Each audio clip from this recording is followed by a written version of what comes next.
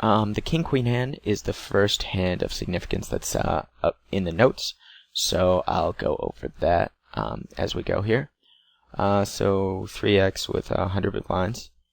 I'll try to keep an eye on the bottom, or on the other tables too, while I just itch incessantly from bug bites outside. Monkey Face 3-bets us. We've flopped Christmas here in terms of a board where he's very likely to at least bet once, and we're very likely to have the best hand against any sort of wide range. The turn becomes interesting because he bets 255 into 510, and looking over the notes, decided to... his notes were about only the river play. I think we have two options here. We can obviously shove or call. I don't think folding's ever an option here in the state of today's games. So he's 34-21 over 368 hands, 12% 3-bet. I'd really like to know what percentage 3-bet that is from small blind compared to other positions. And that's definitely one of the greatest stats you can pull off Hold'em Manager is positional 3-bets. So without knowing really too much, I think I'd slightly prefer a call line, especially holding the king of clubs. He can have a lot less hands to do this with, and then he checks the river fairly quickly, and this becomes a very interesting spot. I don't think he expects us to ever bet this river thinly, which means we definitely should think about doing it. I feel like if he was bluffing, he's going to shove this river. If he's got any sorts of bluffs in his range, this river is just like paramount to shove. So, I guess shoving this river becomes paramount. I can't speak today.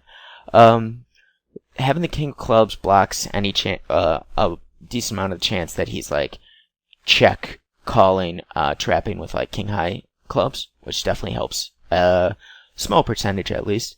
And then the river here, I think it's really close. The problem is it's hard for you to show up with a hand by this river that's a bluff basically. Like when you have even if he's got like kings here, I think it might be a check fold from him, just because you're not shoving king queen. It might be a shove on his part, but if he checks kings or any of the sort of type hands, even the type of hand we have, I think it's probably a check fold because we're just going to take the showdown with like a queen jack or worse hand, and where it's hard for us to have any sort of bluffs with the clubs coming in backdoor, with no real draws prevalent on the flop. So unless we're turning like nines into a bluff, I don't see what bluffs we could possibly have. So I probably would take the showdown.